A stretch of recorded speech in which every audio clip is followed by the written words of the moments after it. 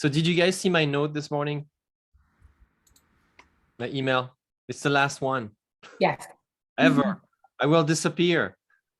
No, I'm just kidding. I'll be back soon. But I felt like this is number 20. This is Strategic Narrative Underground session number 20. And I felt like this, a round number is always a good, maybe a good sign that, it's a good round number for the first season of the of those meetings. It's been awesome. I've had some ideas lately. I'm always thinking about how could I make this better? How could I improve? What's new? And I kind of let things simmer a little bit, and then when it's ready, I just talk about it, and then we'll see. I don't know what's going to happen next. I have some ideas, but keep the all I have to say, maybe keep the Thursday meeting if you've enjoyed these. Keep the Thursday morning time on your calendar penciled in, and yeah, that's it. I can't say more. But welcome to this one. Today we're going to look at a company that I've admired for many years, and now I'm one of their clients too. It's called Win Without Pitching. In the Strategic Narrative Underground sessions, what I like to do is take an example of a business that has high impact on their community, on the market, on a group of people, and see how the strategic narrative of this company started and how it morphed, and what are the facets of the strategic narrative. I do this by using my framework that I currently called the MetaHelm 4-story framework. There are 4 stories that make a system of stories that I call a narrative. And I take each of these companies and I analyze and I look at what do they have? What's going on within their strategic narrative? So that's the goal of this session. My name is Guillaume Viatre. I will be posting this video on YouTube as every week. I'm the principal and founder of MetaHelm. We do strategic storytelling. We help CEOs, founders, and business owners create more impact by developing, building, and activating a strategic narrative. That's it for my intro. Let's just dive in, guys. All right. I see. Okay, so pretty much all of you on the call know the framework. So today I'm not going to repeat it because I've talked about it many times, and now it's fairly well documented on other videos. You can also read about it in my email list 7 days a week. But I'm just going to show you that diagram just to re-anchor our conversation. Here are the 4 stories that I've been talking about: the origin story, the opportunity story, the perspective story, and the product story. And the reason why I wanted to go over Win Without Pitching today is not only because I'm one of the clients, they've had a big impact on my business, but also because I felt like the way this company started is very typical of how many successful entrepreneurs start their companies. And in fact, if you listen, if you ask, how did you start? How did you, how this whole started? We all, as movement creator entrepreneurs, idealist entrepreneurs, can probably remember a moment in our journey where something happened that made us want to change what is going on around us in the way we do something. So with Win Without Pitching, let me go to you guys can see my slides, right? Yes, great. So with Win Without Pitching, there was a very specific moment in the career of someone called Blair Enns. He's the founder of Win Without Pitching. That's this gentleman right here. This is a screenshot of their website. You can go to winwithoutpitching.com to read more about this fascinating company. And what we're gonna do is that we're gonna watch this actual video. It's a 1 minute video, maybe less, because there is an intro and an outro.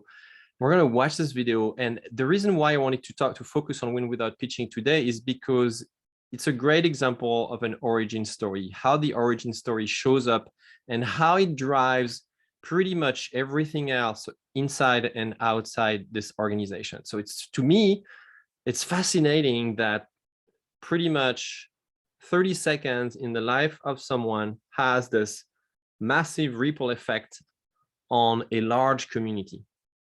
The community that I'm talking about is the creative entrepreneurs community. So founders, principals, designers in creative agencies that want to work differently. So let me go step by step. Win Without Pitching is founded by Blair Ants, but it's operated and it's run by several other people. One other person is the director of coaching, Shannon Lee. She is my coach, so I have the privilege to work with her every month, and she's been guiding me through the journey of creative entrepreneurship. So it's been a wonderful relationship. She has had high impact on my business to make sure that the relationship in starting with the sales process with my clients is as balanced as possible, is as healthy as possible, so that my clients get more value out of my work, and I get the business that works the way I want. So Win Without Pitching Win Without Pitching is also the name of a book. It's one of Amazon's top-rated book on creativity and entrepreneurship, the Win Without Pitching Manifesto. I highly encourage, if you're in this field, if you're a consultant, if you are a creative entrepreneur, if you are the founder or the CEO of an agency, if you don't know about this book yet, highly recommend that you put it on your list and give it and read it. It's a small book but very powerful. All right, so let's start there. This is the framework. What's the origin story? There is no better way than actually playing that video for you and hearing about how Blair Ants himself describes how he got the idea for this company. All right, so I'm going to share the sound and let's go for it. I was 22 years old when I was handed business development responsibility in the first creative firm I worked at. And I was taught how to do it the same way everybody did it, which was knock on a bunch of doors, get a meeting, go in with the pitch deck, try to win a project, try to grow that into an account. Years later, towards the end of my agency career, I was sitting in a meeting, yet another meeting, it wasn't going well. At the end of the meeting, the client said, "We'd like you to come back with some free ideas." And I looked at him and said, "No, we don't pitch." But at the same time, my boss sitting next to me had said, "Sure, we'd be happy to do that." I started to push back. I started to say no. I started to look for alternative paths forward. I refused to fill out these RFPs. I refused to give our thinking away for free. And to my pleasant surprise, I closed enough business this new unconventional way that I knew I'd proved there was a better way. And out of that, Win Without Pitching was born.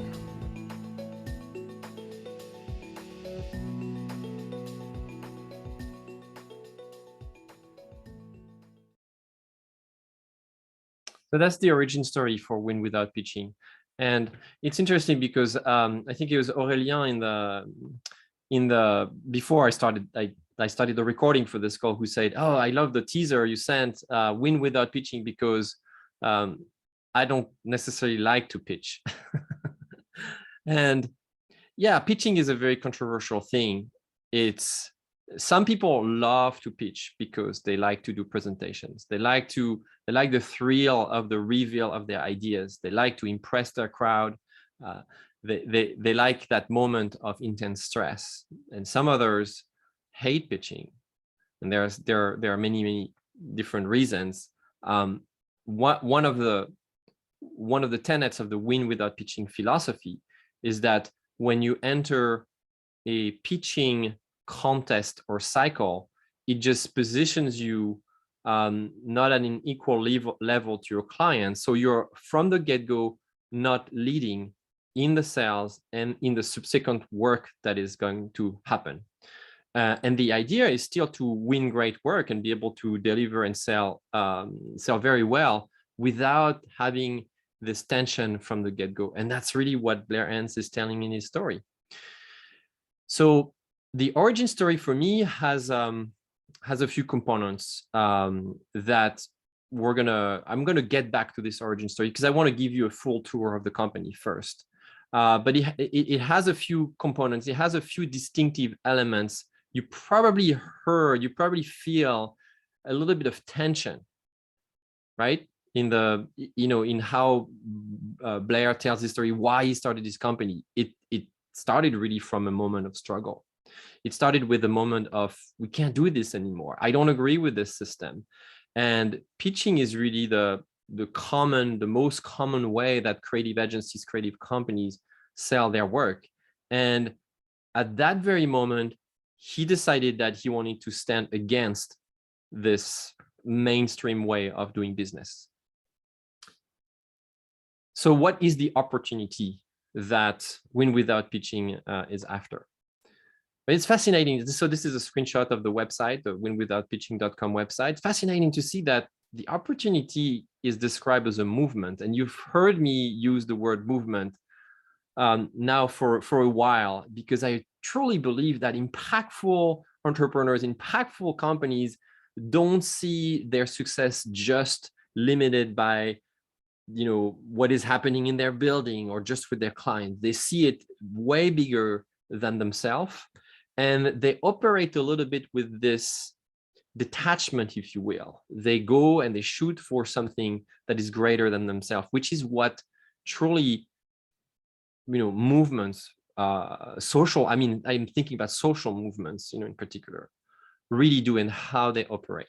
So if you read the website here, this company is about what? It's about challenging the agencies that just work without rethinking the conventional wisdom that puts the client in the driver's seat.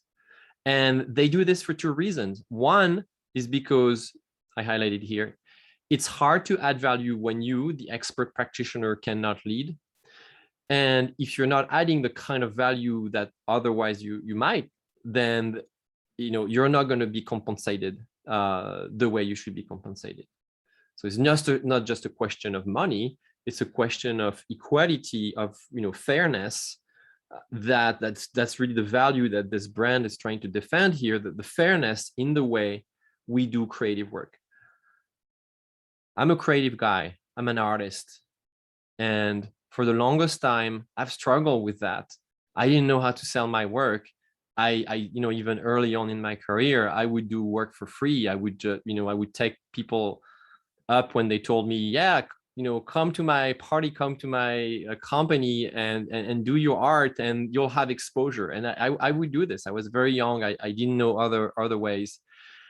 And I always felt like this wasn't fair. I was full of hope. I was full of dreams. And I just played that game as well. But as I matured and become more experienced, I started to realize that, this was not the way to go. I just didn't know how to activate it. So I ran into Win Without Pitching because one of my mentor, Larry Asher, the director of the School of Visual Concept in Seattle, when I started MetaHelm, thought it would be a good idea that I follow those principles. So he advised that I read the book. So I read the book, and the book is really a manifesto. It has 12 declarations for how you should build a long-lasting, sustainable, healthy relationship with clients in the creative industry. And so here they are, 12 of them. I want to just briefly talk about the one that had, probably the biggest impact for me. Very practically, very tangibly. It's this one, number 5. We will do with words what we used to do with paper. So what does this mean exactly? It means that when I started my company, and you may do that if you're also in this field, clients come and want to see your portfolio, they want to see your proposal, and you will tend to write a lot about what you're going to do. The proposal is going to be this meaty 10, 20, 30 plus pages document where you're tempted to describe everything. And the idea here with this approach is to actually not do that until, number one, not do it at all until you've had verbal agreement And number two, do it in a much more concise format and just do a one-page proposal. So when I read this, I was almost skeptical, but I was at the same time kind of willing to give this a try. And I tried it. It was hard. And that's how I sell most of my work now. I just do everything verbally. If people have questions, they can go on my website. I share the information happily before the sale. And I only send a proposal when I have the beginning of an agreement arranged around the work that's going to happen and the price. And my proposal is always one page. I'll keep it at that. So back to the narrative here. What are we seeing? We're seeing a perspective story that is very well crafted, very clear, 12 chapters that says how Win Without Pitching believes that work and relationships should happen in the creative industry. And I've seen manifestos, I've seen perspective, similar devices work really, really well in tons of other industries. Here, it's a manifesto, so it's a public declaration of intent, If you have a manifesto somewhere and you're not sharing it, it's not a manifesto because it's not public, it's just for you. And so you're not sharing your perspective. So in the perspective story needs to be highly visible.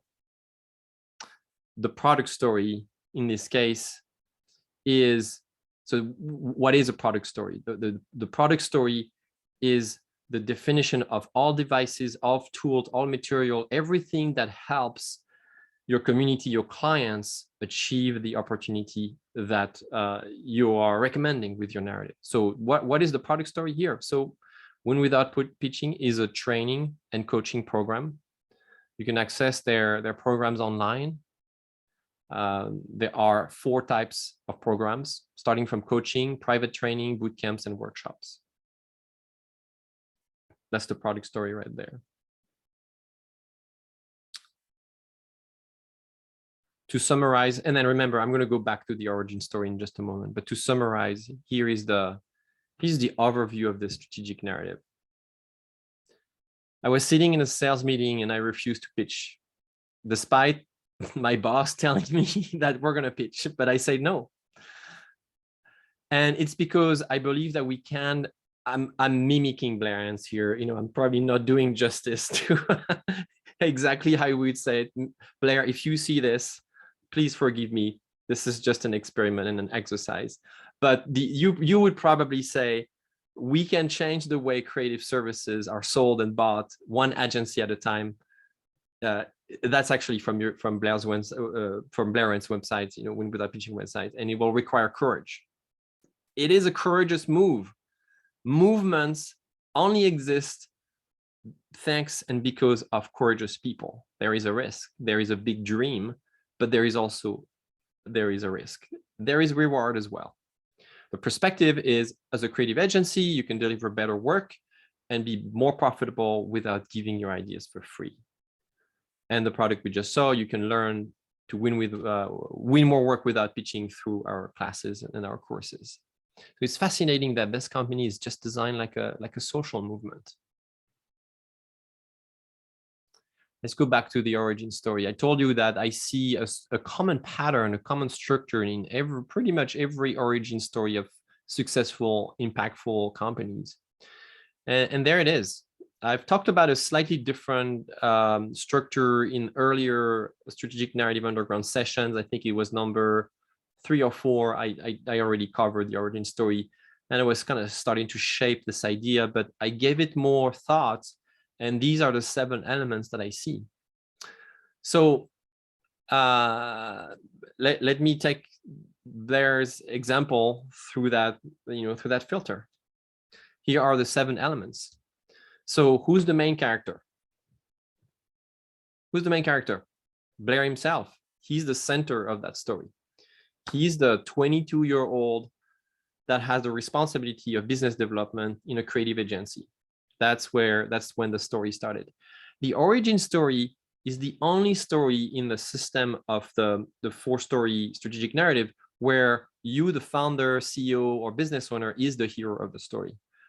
All 3 other stories have other heroes, mostly the customer. But in this one, there it is.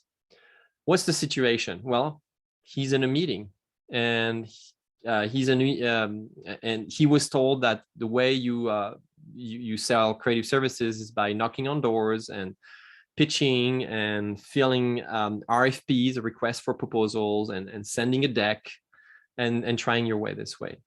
And one day, as he's in a sales meeting with his boss, he decided that this is not the way they're gonna work anymore. I always, when I think about an origin story, I always hunt for what I call the core emotion, kind of the spark. It's the tiniest little seed of DNA of a business that exists before the business existed himself. What's the spark? I call it the core emotion. And here, Blair doesn't tell us how he felt, but we can hear it in his voice. We can see it on his face. There is that he wants to push back, and he started to say no. There is revolt. There is frustration. There is anger almost. And that's what triggers for him the passion on this topic, and the desire to say, we're going to work this differently, and I'm going to start a business that is going to help other creatives do differently. So that's the motion. Next comes the motion. I started to look for alternative path forward, and I refused to fill out these RFPs, and I refused to give our thinking away for free.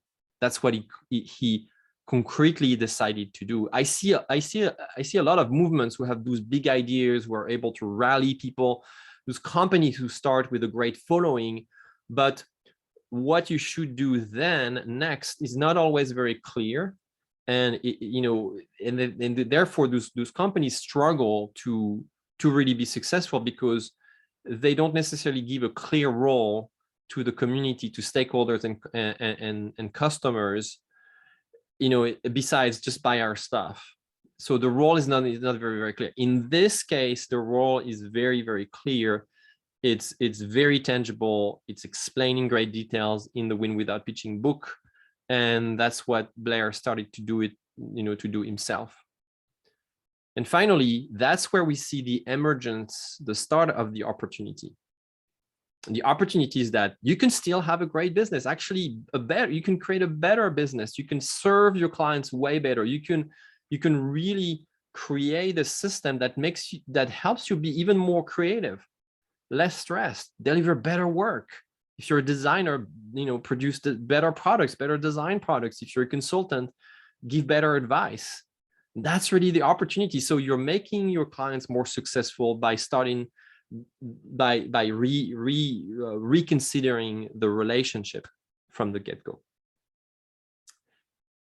All of that in about less than a minute, like I said, maybe 59 seconds.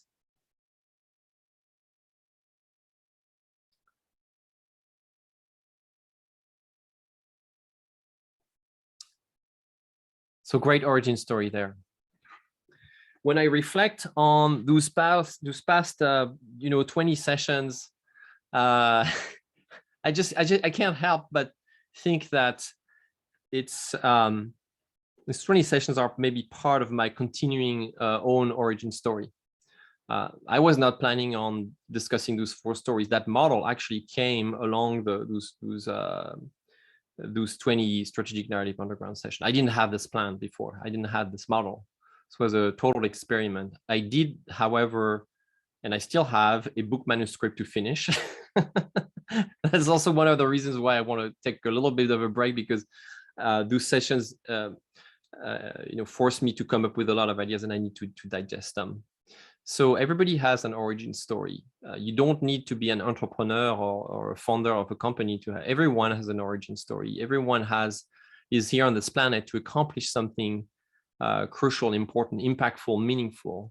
I invite you all to take a moment in the coming days to sit down and start writing your origin story. Start just dissecting. And as you do this, ask yourself, what was the triggering event in my life that was really probably the most important? What can I do? What is this inspiring me to do? What does life wants to do with me?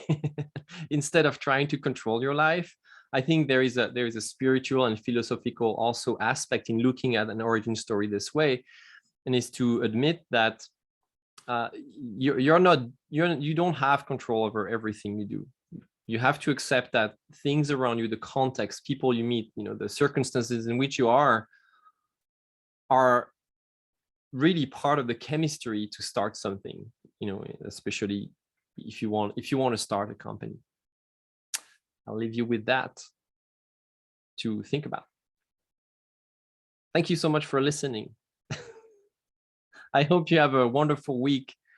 I'll stick around if you just want to chat or ask questions.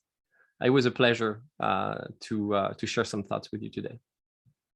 Thank you.